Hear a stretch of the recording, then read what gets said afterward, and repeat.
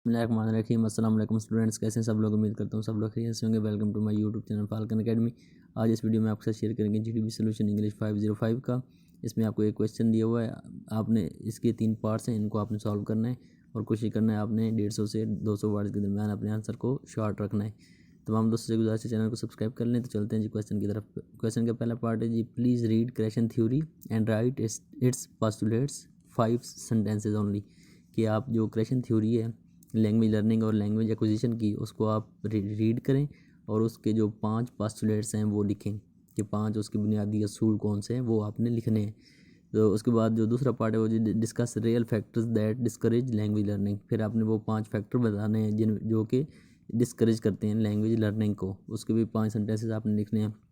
उसके बाद जो तीसरा पार्ट है वो कि how can a teacher overcome those affective filters and discouraging aspects in the language learning class. फिर आपने बताना है कि कैसे एक जो टीचर है वो अपने क्लासरूम के अंदर उन अफेक्टिव फिल्टर्स को या वो जो फैक्टर्स हैं जो कि लर्निंग पे अफेक्ट करते हैं उनको कैसे ओवरकम कर सकता है। तो ये 3 पार्ट में आपका क्वेश्चन डिवाइड किया हुआ है। तो चलते हैं इसके आंसर की तरफ। आपने आंसर को कॉपी नहीं करना बल्कि आपने इसको अपनी वर्डिंग में चेंज करके लिखना है। तो पहले क्वेश्चन का आंसर आपके साथ शेयर करते हैं। Following are the 5 postulates of Krashen theory. कि जो क्रेशन की थ्योरी है इसको आप एक दफ़ा डिटेल से पढ़ेंगे, आपके हैंडनोट्स में दी हुई है। तो आपने इसके जो 5 बुनियादी असूल हैं वो लिखने हैं। तो पहला था जो लैंग्वेज लर्निंग हाइपोथेसिस की जो क्रेशन की थ्योरी थी वो 5 हाइपोथेसिस पे बेस करती थी। एक है जी language acquisition learning, the acquisition learning hypothesis था। दूसरा था द मॉनिटर हाइपोथेसिस। तीसरा है जी द इनपुट हाइपोथेसिस और चौथा है जी अफेक्टिव फिल्टर हाइपोथेसिस और पांचवा है जी द नेचुरल ऑर्डर हाइपोथेसिस। तो ये वो 5 बुनियादी असूल हैं जिनकी बेस पे जो क्रेशन की थ्योरी है वो बेस करती है। तो ये आपने 5 सेंटेंसेस में इनको थोड़ा बहुत लिख लेना है, एक सेंटेंस करके आपने इनका आंसर लिख लेना है कि भाई इनमें जो क्वेश्चन था उसने क्या कहा था। तो आपके सामने ये लिखो, आप इनको अपनी वर्डिंग में चेंज करके लिख लें कि क्रेशन की थ्योरी के 5 बुनियादी असूल कौन कौन से थे। तो इससे आगे चलते हैं जी। सेकंड पार्ट है जी, discuss real factors that discourage language learning. कि वो उन 5 फैक्टर को डिस्कस करें जिनकी वजह से लैंग्वेज लर्निंग मुतासर होती है। तो क्रेशन के मुताबिक this is sort of effective filter that can prevent the acquisition of the target language.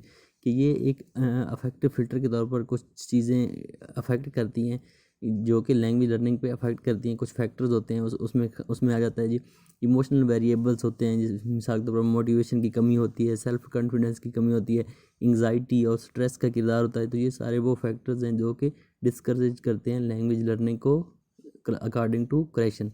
तो आपने इसका आंसर लिख लेना है। ये आपका सेकंड पार्ट है। इसको आपने मिनिमम 5 सेंटेंसेस आप लिख सकते हैं। तो ये वो सारे फैक्टर्स हैं जिनको आपने बताना है कि क्रेशन के मुताबिक ये वो फैक्टर्स थे जो लैंग्वेज लर्निंग के ऊपर अपने असरात रखते थे। नेक्स्ट जो थर्ड पार्ट है जी, how can a teacher overcome those affective filter and discouraging aspects in the language classroom. कि किस तरह एक जो टीचर है वो अपने क्लासरूम के अंदर इन डिस्करेजिंग फैक्टर्स को ख़त्म कर सकता है, ये इनका असर कम कर सकता है। तो वो आपने लिखना है according to Krashen a safe and welcoming environment is a vital to help. तो आपने कहना है कि क्रेशन के मुताबिक अगर आप क्लासरूम का एनवायरनमेंट अच्छा रखेंगे तो आप इनफेक्टिव फिल्टर से अवॉइड कर सकते हैं। उसके साथ अगर आप अपने पॉजिटिव क्लासरूम एनवायरनमेंट आप डेवलप करेंगे, उसके साथ साथ आप जो स्टूडेंट्स की गलतियाँ हैं उनको सुधारेंगे और उनको मोटिवेट करेंगे लर्निंग के लिए, तो उनका रिस्पॉन्स अच्छा होगा और जो वो अफेक्टिव फिल्टर्स हैं उनसे आप अवॉइड कर सकते हैं। तो अपनी क्लासरूम का इन्वायरमेंट अच्छा करके, अपने स्टूडेंट्स को मोटिवेट करके, उनकी गलतियों को दूर करके, आप जो एक टीचर है वो अपनी क्लासरूम के अंदर जो अफेक्टिव फिल्टर्स हैं, ये जो डिस्करेजिंग एस्पेक्ट्स हैं लैंग्वेज क्लासरूम के अंदर, उनको ओवरकम कर सकता है। तो ये 3 पार्ट्स में आपका जो है ये क्वेश्चन है। कोशिश करनी है आपने इनको अपनी वर्डिंग में चेंज करके लिखना है। अगर आपको कोई क्वेश्चन हो तो आप कमेंट सेक्शन में बता सकते हैं। अगर आपको मज़ीद इसमें कोई अगर गलती लगती है तो उसको ज़रूर हाईलाइट किया करें। अपना ख्याल रखिएगा। अल्लाह हाफ़िज़।